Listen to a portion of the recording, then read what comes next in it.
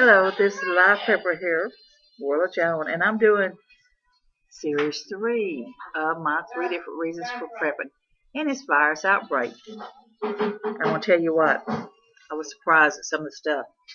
Now, I printed off 2 sheets on this, and I could have printed off tons of stuff of this. And again, I want to just put it up in front of you for you to read. But I want to tell you something. I was amazed at the information on this. Uh, the mad cow disease. The one on HIV. Did you know in the HIV one, of course they put all the blame on a monkey. But they also said there was 2 different ones, and one of them was originated here in America, USA, and then the other one's Africa. And what I don't understand is, you have this one monkey. They said it was primate disease. Until it transferred over. How did it get spread around the world so quick? Answer me that.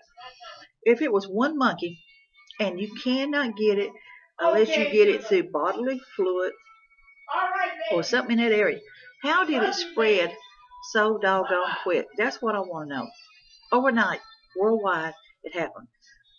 In Africa, there is countless of children growing up by themselves, having to raise themselves, countless grandparents raising these children because the parents died of age. So, this is just amazing. Now, this one here is commonly known as the mad cow disease right here. Again, I want to fix it where you can read it. It's a lot easier for me to let you read these things than me sit here and just read these off. I don't like just reading things off. I like for you to see this here and read it yourself. Now, if there's something on this here you can't really see very well, just let me know and email me. It's fossilhunt4084@yahoo.com, and I will gladly email you a copy of this. I will be glad to do that. Hey, can't go wrong with that. Now, this in here, like I say, I just printed it off, but I can indeed try to send you a copy of it. So thinking, like I say, this in here is talking about mad cow disease. You know yourself. I'm sorry that I'm not being very still with this. You know yourself. They're talking about how many countless of cows they put down due to mad cow disease. And you remember several years ago there was a outbreak of it. It got into the food of humans and stuff eaten, and the overall effects of this mad cow disease transferring over to human beings and stuff. And in this area, this here is just a fact stater thing right here. That's just amazing. Now, the next one is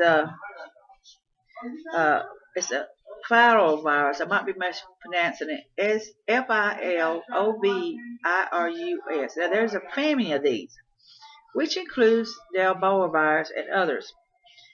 And it causes, fever in human and non-human primates, and they believe to the so-and-so and all this stuff. And the first identified outbreak was in 1967 when an outbreak occurred in Germany. The first infected humans was laboratory workers who worked with African green monkeys in effect to prepare polio vaccine. So, for whatever reason, they got infected. And, like I say, I'm not going to read all this, but this here is what they're claiming is where the Ebola virus is stuff. Funny thing is, I was told that it come from the jungles where we are going into areas that we have no business going into. So this in here is what this talks about. Then again, like I say, I will see what I can do about making a copy of it and downloading it onto the computer for you and everything, and see what I can get done with it. If you need it,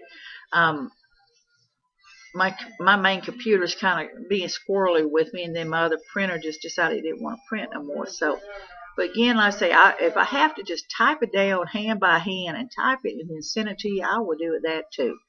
So, I have no problem with typing this information for you and sending it to you.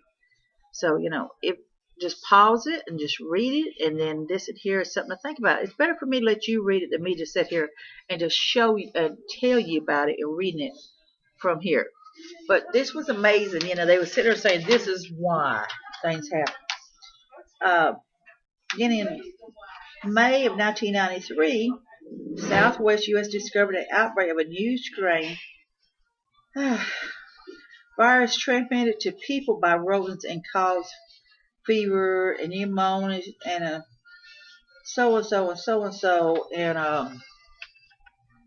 respiratory failure, and it's funny all that. The fact is that how much of this are we creating our own viruses? How much of this are we doing ourselves? That's what I want to know. Are we creating these own viruses in these labs and stuff? Are we by destroying the environment, by trying to make a better product or whatever it is they're doing? Are we breaking our own immune systems down and not able to fight off by putting all these chemicals into ourselves, being exposed to them every day? I mean, this is just something to think about. I mean, this is just amazing. I mean, I'm totally overwhelmed with it. Virus outbreak here. You may see, you see them over in these Asian countries walking around with those masks on. You may see that a lot more. You may be seeing that a whole lot more than what you think. And then here's one here, the immune system is talking about. And this one here is talking about the HIV. Now, I was so amazed on this. Like I said, it says most likely originated in non-human primates, probably chimpanzees. There are two types of HIV. HIV-1, which the predominant strains found in the United States. Now, how come it's found in the United States? And HIV-2, primarily found in West Africa. Ain't that something? Now, how come in the United States we got HIV-1, but nobody else seems to do it? It says mainly found here in the United States. Now, answer me that. How come we have HIV-1 just here mostly, but it was found here? And then HIV-2 is found just basically everywhere else. That's a lot of questions asked. It makes you want to wonder about it.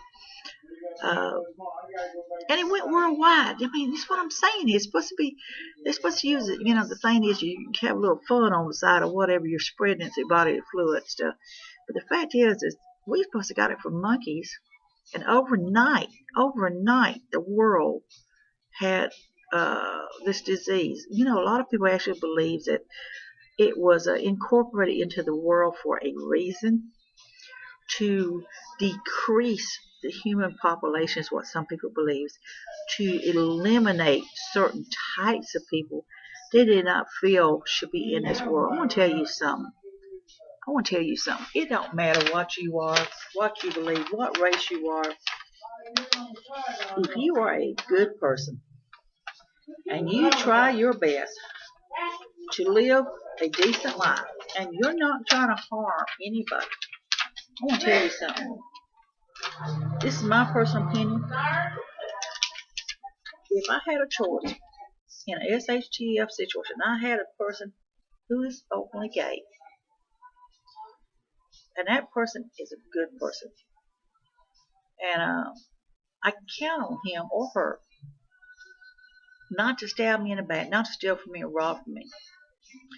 Or I have a choice this other person here who is a thief or crook or whatever, but he's straight. And I know I can't trust him because he's proven time and time again he'll steal from you. You just can't trust him.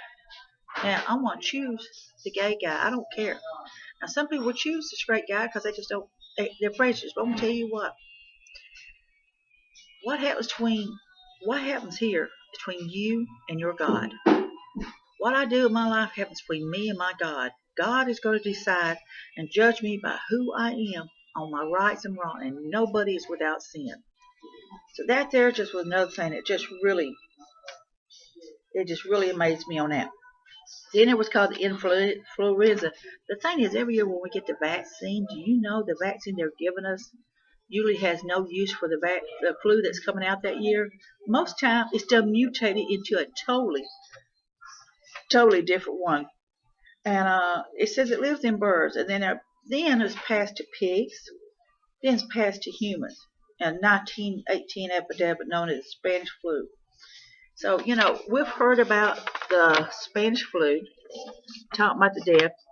The thing is, most humans carry some kind of genetic traits in them that makes some people immune to things, while it does not immune to others. It's ironic. I was reading an article a few years back about this one gentleman. He survived through the Spanish flu, the influenza. He was right among them, sick, everything. Survived through it.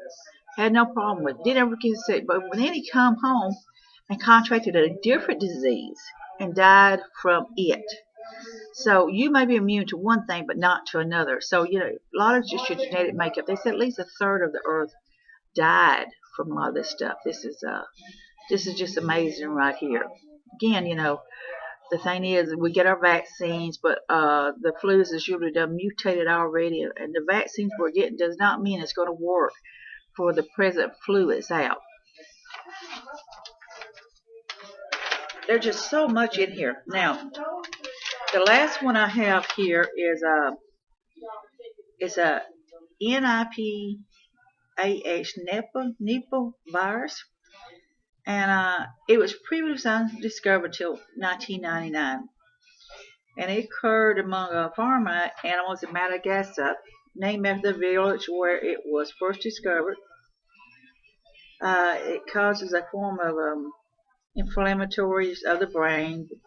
It's they said they don't believe it spreads by human to human contact. Most of the infection has direct contact with pigs. Over 100 pig farmers died from experiencing fever, headaches, dizziness. Well, what is this virus mutated? I'm gonna tell you what you've got. That's something there. That makes you kind of scared to eat pork in a way. I want to tell you what. Any kind of meat you eat, make sure you cook it. Make sure you totally cook it really well. Don't eat it raw. This genetically altered stuff, we don't know what it's going to do to us. It's proven fact that allergies and everything increases. People's immune system is collapsing. They're getting sicker every day. I mean, it's just amazing.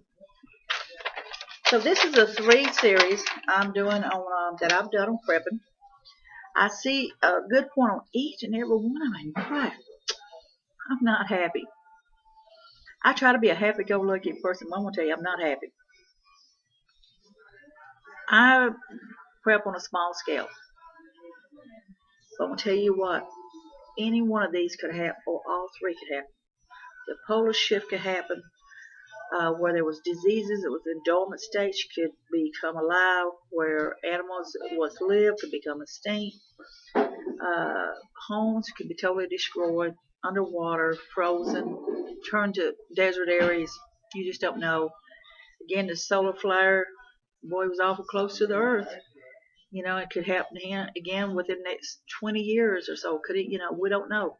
Next time it might be even closer. So that's a lot to think about right there, from dehydration to the North Pole and South Pole melting and flooding many of the countries and stuff. It's a lot to think about on where you're located at, how much the water would raise, what areas would be flooded. Would you be better off moving more inward or staying coastal? What would you do? That's a lot to think about.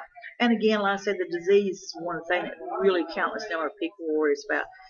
Is the new diseases that's getting discovered every day now. It makes you wonder how many of that man himself has created. And it makes you wonder how many people out there are actually deliberately releasing viruses on purpose to reduce the human population, to be able to create vaccines for these here. When they come out with a new vaccine, the vaccines are so high that most people can't afford them. And that's the whole purpose in it. They've actually dropped a lot of research on a lot of these different diseases because they said it wasn't cost efficient. It wasn't that many people affected by it. But I'm going to tell you what, that few people affected by it needed that vaccine, whether it was cost efficient or not. Still come down to the drug companies is all about making the money for themselves. So that's the series on all 3 of them. It's a lot to think about. I want your input on it. Again, the computer is kind of acted up at home. My printer's messed up. I need to get some programs to try to clean it up. Really need to put some money into it. But that's on my honey-do list. I will gladly, on any of of these here, on any of them, I will hand type it and I will send it to you. It's Fossil Hunt 4084 at yahoo.com. If you, like I say, I will be glad to hand type this stuff and email it to you. I have no problems with it. So, you know, there's a lot to think about. Now, if there's any other areas you would like maybe for me to do a little bit more research on, maybe you want me to do a little more research for you, maybe help you about help on some of this. I just want to show them to you. I didn't want to sit here and just go, I didn't want to do that. I wanted you to read it yourself and see it in black and white. It's a lot to think about. This is Live Prepper here. I want you to be safe, be happy. Bless you all.